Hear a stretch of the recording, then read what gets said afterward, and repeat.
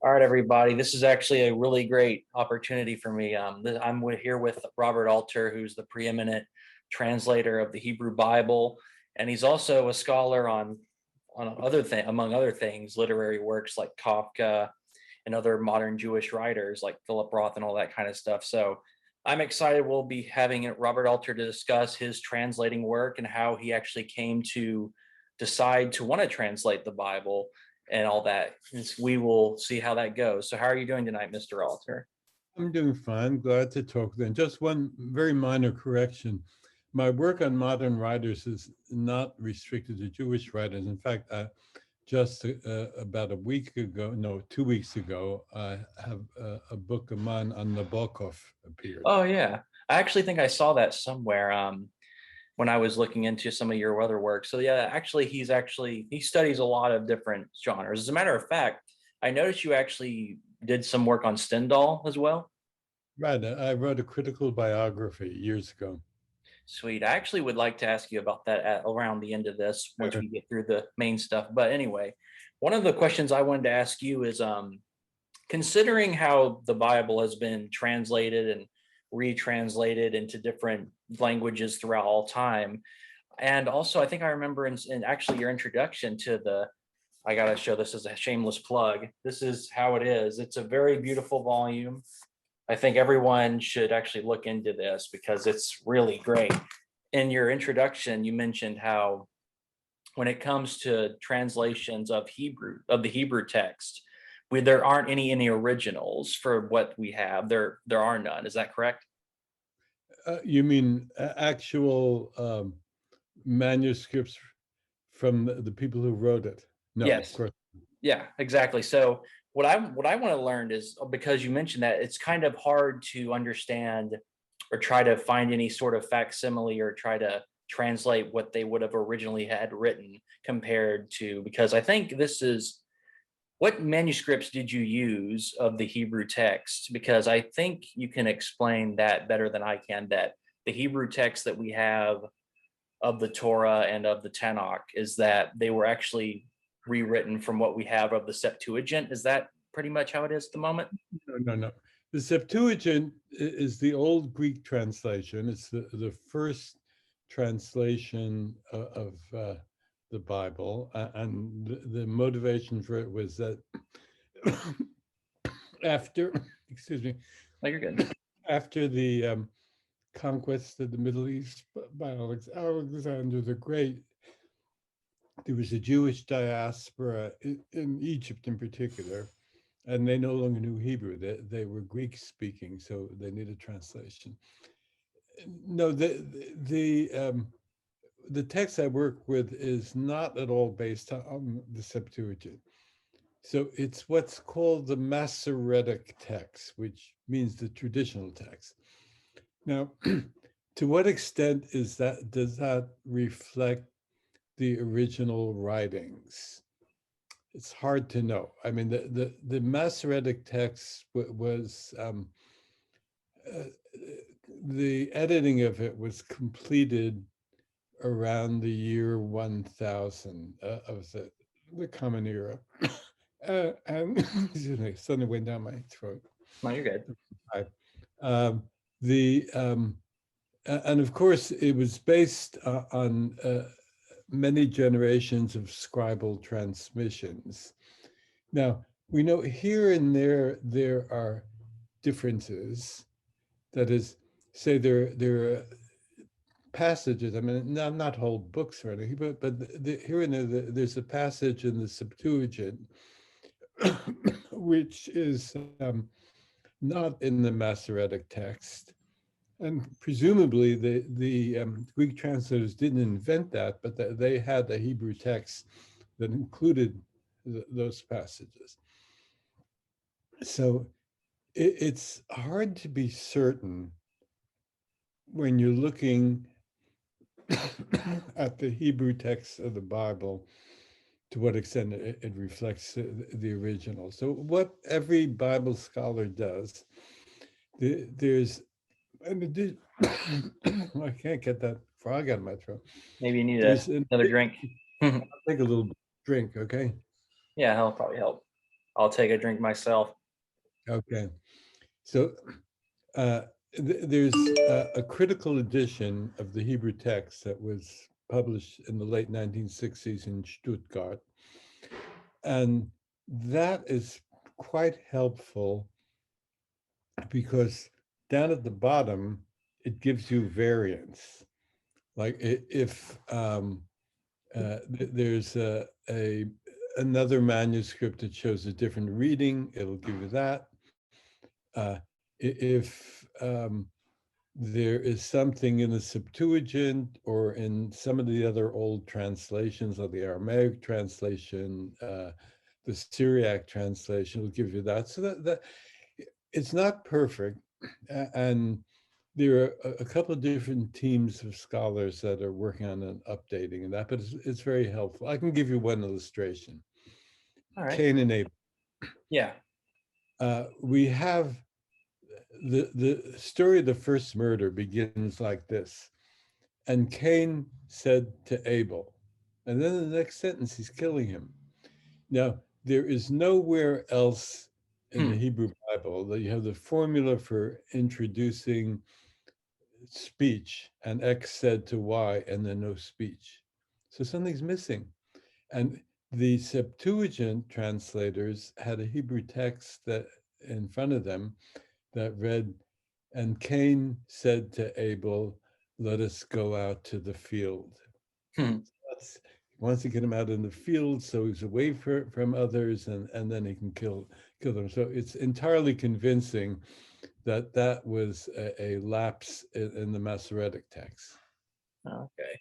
Yeah, because I've noticed that from what I've been reading in my scholarly readings is that because there are no original manuscripts of what the initial writers were putting, and considering that there are different strands, because one thing that you notice this is that you mentioned it in the commentaries is that there are different strands that make up the Torah. At least there's what scholarly consensus codes as the Yahweh strand, the priestly strand, the Elohim, and I think also the Deuteronomist, which is something totally in and of itself because it's written in Deuteronomy. And what I want you to actually kind of explain here, because since I'm an English, I have a degree in English, and one thing I greatly admire. Yeah, of course, yeah, because that's actually one of the things you actually studied in. But anyway, one thing that I like to notice, especially when it comes to writing, is that I don't know if my generation or the upcoming generations notice this, but style is something that is uniquely important when it comes to reading and writing, because the way that the people were able to discover distinct strands in the Bible is because of different styles that would just kind of come out of nowhere. Like you mentioned how the Yahwist uses a different syntax than the priestly writers do. They're more like in the parataxis. Can you alleviate or explain a little bit more about that? Okay. Now, here's a slightly tricky thing. The stylistic differences between the Yahwist, called J by scholars, because that's how you pronounce J in German. Yep. The Germans originally came up with all this in the 19th century. The difference in style between J and E, the Elohist, is not really pronounced. It's hard to tell them apart stylistically, but you can tell them apart in terms of terminology. Well, first of all, the Elohist is called that because he generally uses the term Elohim for God rather than Yahweh. So that's a pretty good indicator. And then there are certain terms, like in the Joseph story, where the two are mixed up. I mean, they're intermingled textually, and it's a little hard to sort them out. You remember that Joseph's brothers have bags, like camel packs, right? When they go down to Egypt. Yes. And now I'm forgetting which is which, but one of the the two between J and E uses the term sock, which is the same word that we have in English, sack. That Yeah. is, there are maybe 15 or 20 biblical words that are common to Indo-European languages. The word for wine, for example, yayin, you can hear it's the same word. Yeah. Um, uh, so one of them calls it sock, and Yeah. the other source calls it amtachat, a fancier word. So with those lexical indicators, you can distinguish between J and E. And then P, the priestly source, when he's not just running through instructions about how to butcher animals and how to compound incest, when he's telling his story, he has a kind of grand epic sweep that the other two don't have.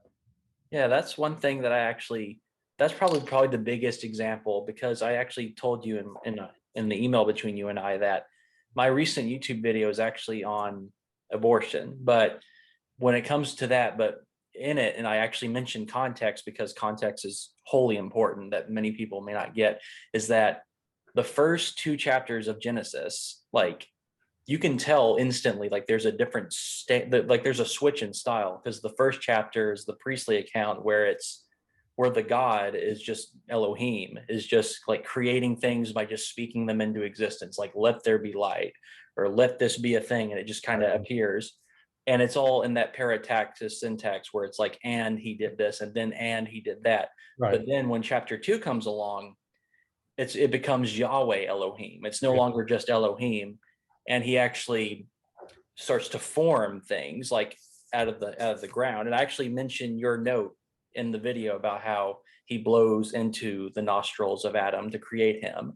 And it's just, I don't, that's been a controversy among a lot of people when they read it, because they're just like, why are there two creation accounts?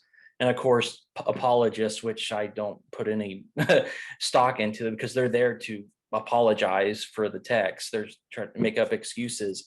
It's that there is an obvious difference. It's two different written accounts meshed into it.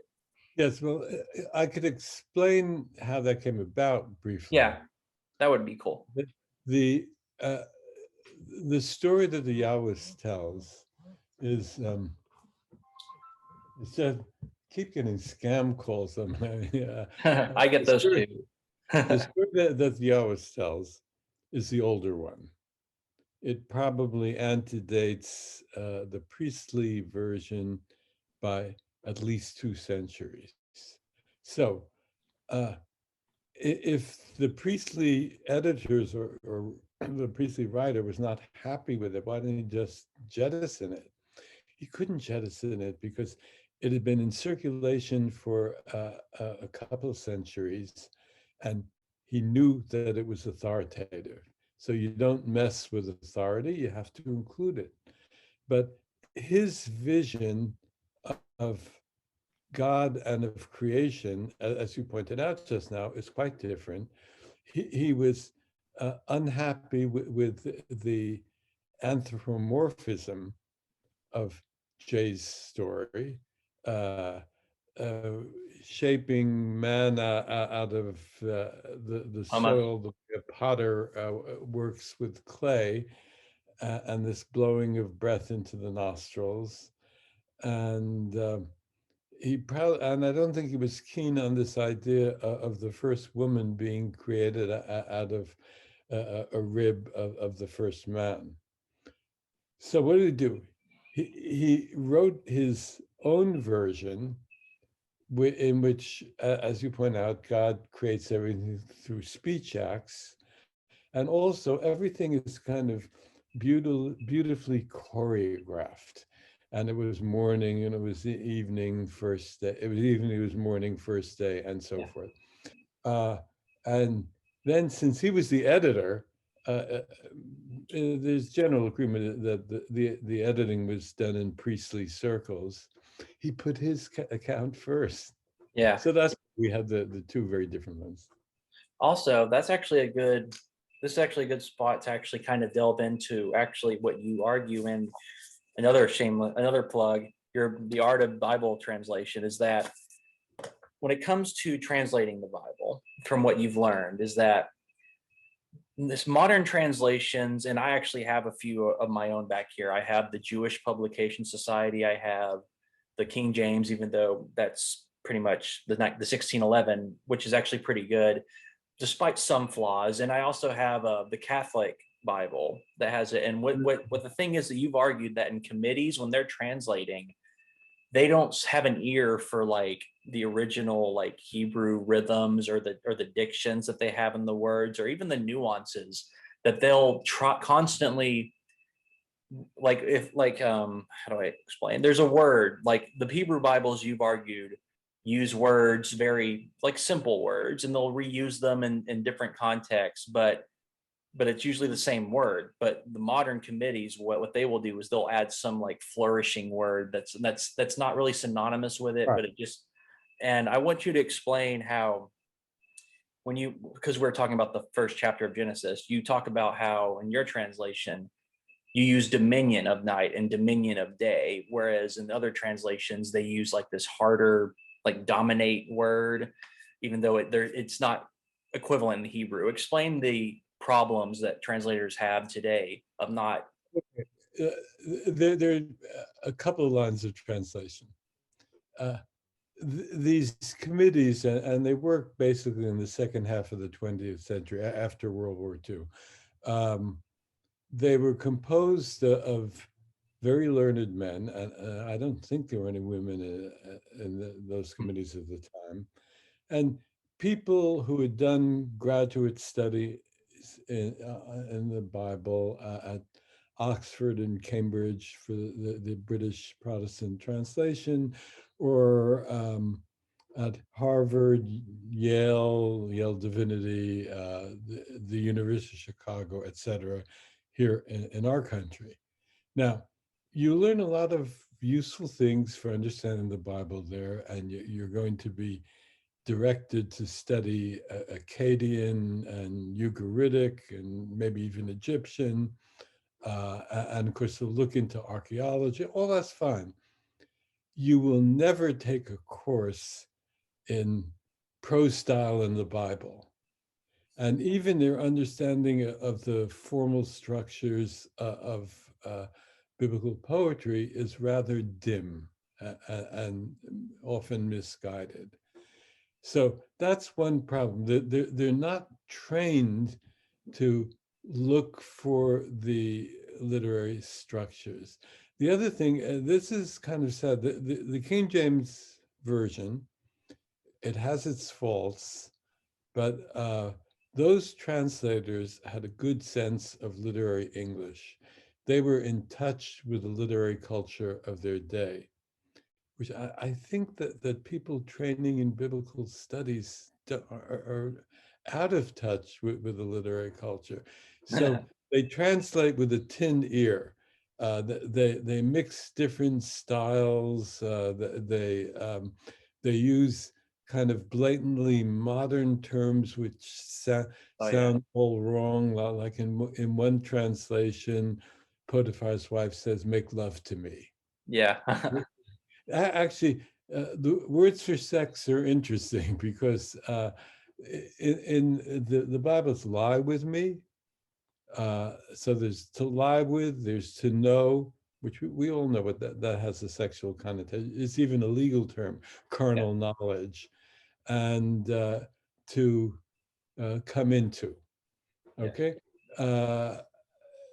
The modern translators figure that they have to modernize it and get it straight. So you have not only make love, you have to cohabit with, which is horrendous. Yeah. And on and on. I don't want to flog a dead horse. Oh yeah, I understand. So Because they don't see the importance of the literary form. So I'll since I'm going to give two examples from the beginning of Genesis. You mentioned for dominion of day. Now, the Hebrew is for dominion of day and dominion of night is lememshelet hayom ulememshelet halayla, which, and you hear that my translation replicates that cadence. Yes. The modern translators wouldn't, actually the King James too, would not pay any attention to the Hebrew cadence. Why is it important? Because it's a grand rhythmic flourish, not just those 3 or 4 words, but that whole sentence. And the cadence prose, its beautiful rhythm, confirms subliminally, I would say, the priestly writer's sense that creation is a beautifully ordered, harmonious progression. It's just as you can't separate the meanings of Moby Dick from its Shakespearean and Miltonic rhythms, you can't do that in the Bible. Okay, the other thing, at the very beginning, I, you have, and the earth then was chaos and void. That's, or something like that, Yeah. or formlessness, Formless and void. formless and void. Now, the Hebrew is tohu vavohu. You hear the Yes. rhyme between the paired words, and I think that's quite like uh, harem scarum or helter skelter. We have a number of those in English where 2 words are joined and they rhyme with each other and sort of reflect each other, and you get a sense of things mixed together in a wild way, Yeah. right? So that's, I think, the semantic force of tohu vavohu. Now, I thought something ought to be done with this, but I couldn't figure out a rhyme in English that would make sense. So I settled for, I should say, translation is always a matter of compromise. I settled for the compromise of alliteration, and I translated it as welter and waste, since Oh, yeah. alliteration is also a kind of intermingling of 2 juxtaposed words. Oh, yeah. That's actually one. Yeah, because rhythm is also important when it comes to reading and prose, because like what you just mentioned about how the first chapter, the priestly account, is he's describing this beautifully elaborate like process of things going. So you want to have the rhythm and have the internal ear of it being Right. very musically inclined, because you're emulating something that's beautiful. And so that's one thing that I also, why I love your translation, is because you capture to a T these beautiful rhythms and beautiful illusions and like playing off of words and all that kind of stuff. Because one thing that I love about literary, one of my favorite literary techniques is assonance, the rhyming of internal vowels and words. Right. Because and I noticed that you, with what you mentioned, how you also mentioned in the book on Art of Bible translation, is sometimes you have to make compromises, because when it comes to translating different languages, sometimes you don't have an exact equivalent in the other Absolutely. language. And so I would like you probably to give us a few examples of like certain phrases or words that you found in the Hebrew Bible that just don't have any of those direct equivalences, but you had to kind of compromise with something else. Okay. Well, here's one that's pervasive. One of the most common nouns in the Hebrew Bible is nephesh, which is translated in 1611, following the Vulgate, I think, as soul, Yes. S-O-U-L. Now, there's a real problem with that translation in terms of precision, because there is no concept of the soul in biblical Hebrew. And it means life breath. In fact, it's probably an onomatopoeic word, nephesh, like that. Yes. Now, here's where it gets tricky. I uh, like to translate the a given Hebrew term with the same equivalent wherever it appears. But alas, there are some words that have a range of different meanings, and nephesh is one of them. Hmm. Okay, it means life breath. Actually, in a couple of contexts, it means uh, uh, human slave, like with all the nefesh that Abraham acquired is referring to slaves. Yeah.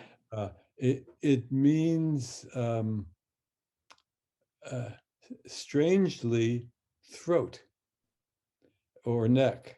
Why? Because the throat is the passageway for the life breath. Yes. That's what we literary scholars call metonymy, which I'm sure you remember Yeah. from your studies, Oh, yes. where where things are connected not because they resemble each other, but because they're contiguous with Yes. each other. Uh, It's and it also means appetite in some cases. So you're really stuck in translating. You have to shift ground according to context. Now, uh, I'll give you one kind of piquant example with Nefesh. In one of the Psalms, uh, in all the existing translations, the speaker in the Psalm says, uh, uh, my soul thirsts for you, O God. It's beautiful, but wrong. Now, what's the rest of the line? My soul thirsts, my nefesh thirsts for you in a parched land without water. So what does that tell us? So he's talking about the throat. And then so I rendered it as my throat thirsts for you, O God, in a parched land without water. Now that's a little shocking, but the shock, I think there's something to be gained because the spirituality of Psalms is anchored in a human body. It's not an abstract thing. And therefore, the speaker, to express the idea of how intensely he longs for God, says it's like a man in the desert. The sun is blazing over his head. There's no water in sight, and he desperately needs water. So his throat thirsts for the water, or his throat thirst for God. It's quite powerful, I think.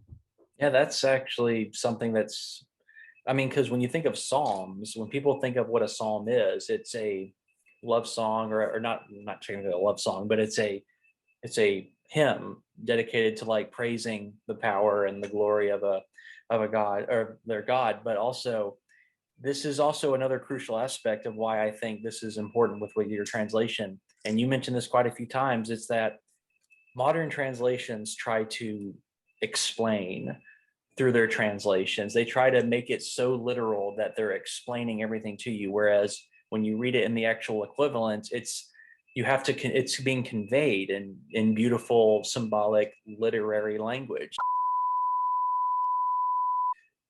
And now that it's getting close to 30, 45 minutes, I think I wanted to talk to you also something about, we talked about in the email. This isn't a Bible question. This is actually more about literary stuff. You mentioned how you weren't a big fan of Harold Bloom. He's actually my favorite literary critic. I think the reason he's my favorite is because he was the first literary critic, like an actual critic of literature that I came across. And if it wasn't for some of his some what he teaches and what he taught, I would never have come across my favorite authors like Cormac McCarthy, who's my favorite author bar none, and like Philip Oh, Roth. okay. And I would like to know, like, what about his criticism or that you were not a big fan of? Because I'd like to hear, because you're Okay. also a big fan of, I'm a big fan of yours. So Harold Bloom, whom I met only once, we once shared a podium on a discussion.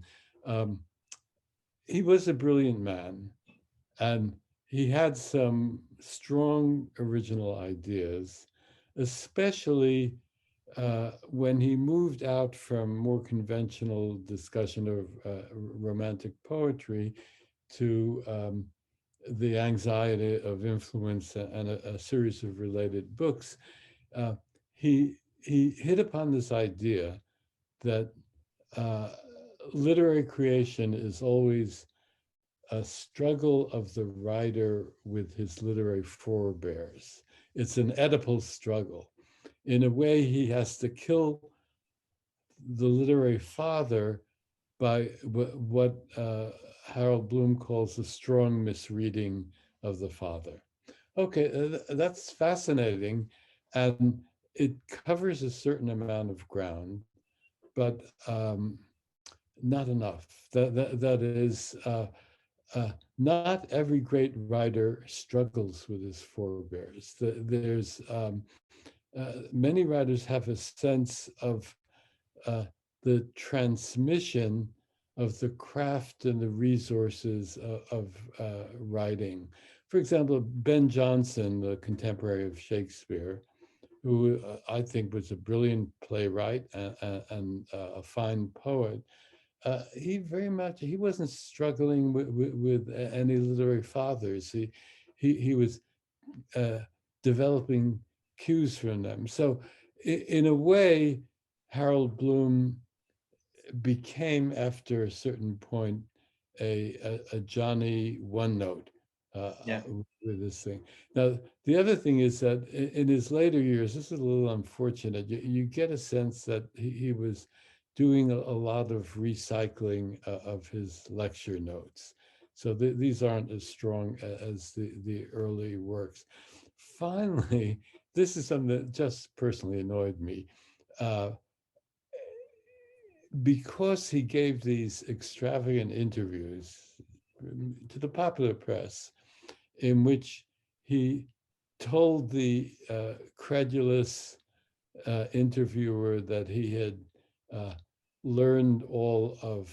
he learned German at the age of 3.5 by committing to memory all of the poetry of Rilke, or that he could read a, a 1,000-page book in an hour and a half and have it all committed to memory. I just don't believe that. I think that Harold was kind of contributing to the myth of Harold Bloom.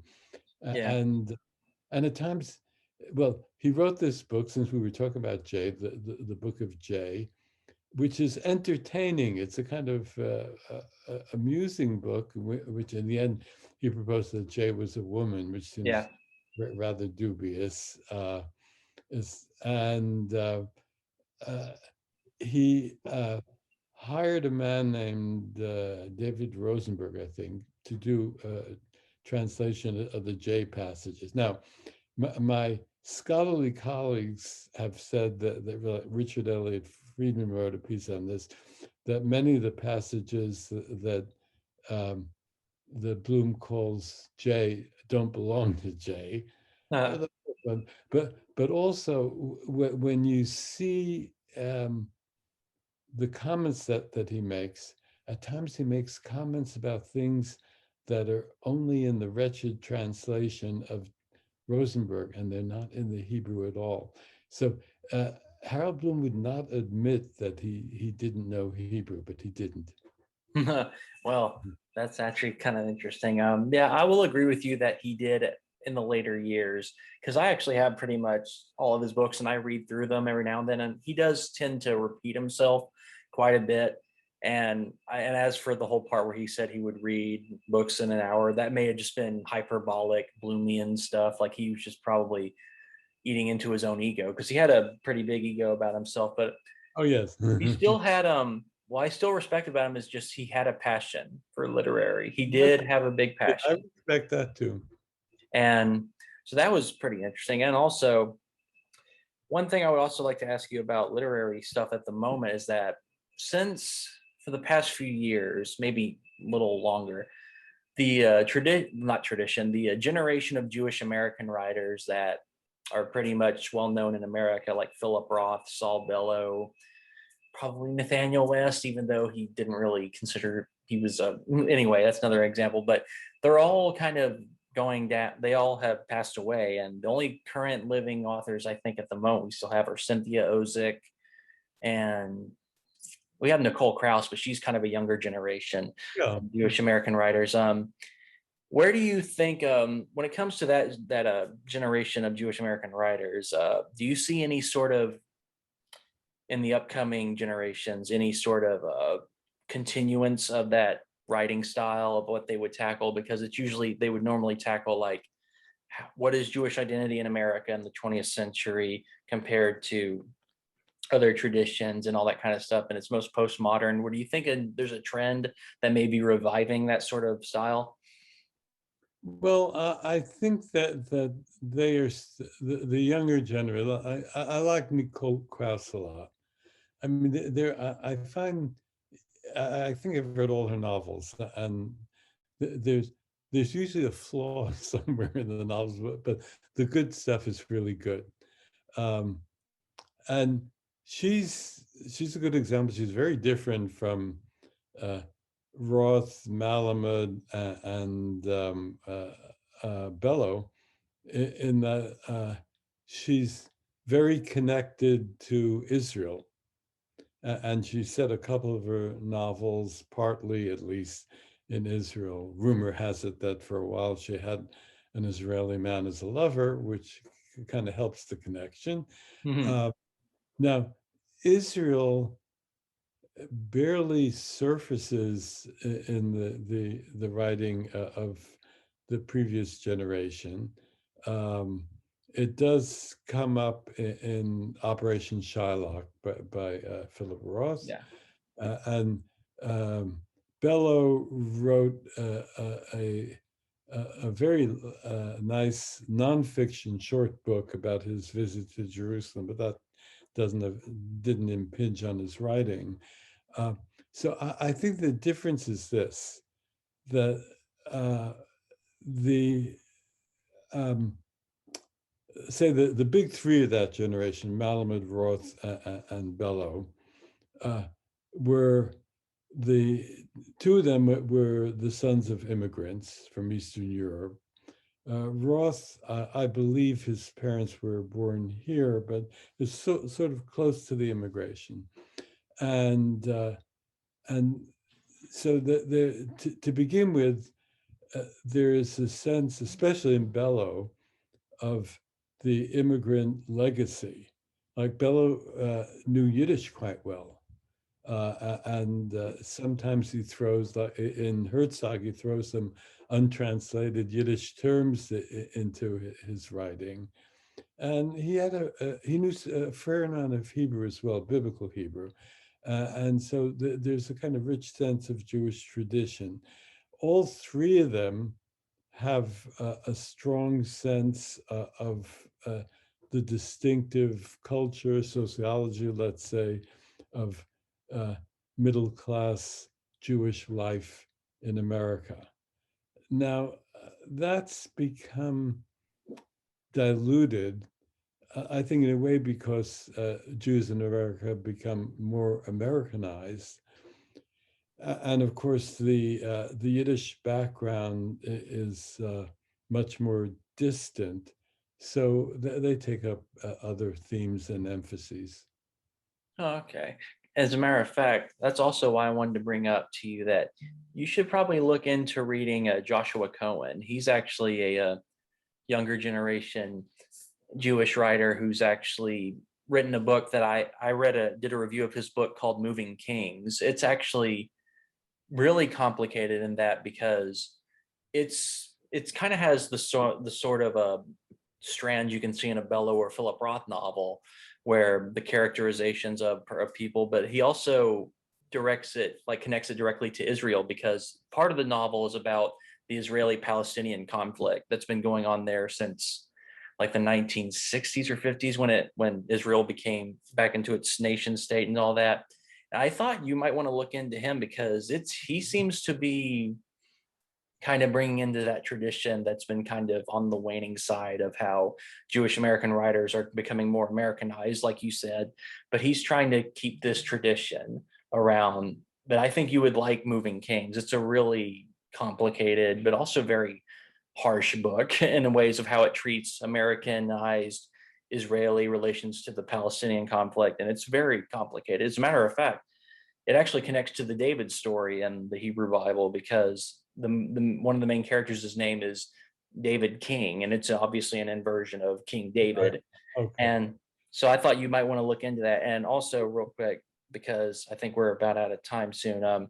Since you're a reader of Stendhal, I actually have been planning on reading his book.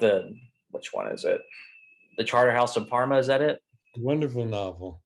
And since you're into translation, I wanted to get your opinion. What is probably the best translation of that novel to read?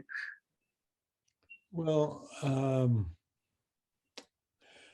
the old, now there's a recent translation of the last 15, 20 years, and I've not looked at that. I mean, I read them in French, so Oh, well, there you go then. I'm not so up on translation. There's an old translation by Scott Moncrief, who's also the first translator of Proust. And he had a fine sense of literary English. So there's something that to be recommended in his translation. But what's hard to translate about Stendhal's French is that it has a kind of lucidity and a cultivated plainness. He in one of his journals he says something about he would like to write in the style of the civic registry.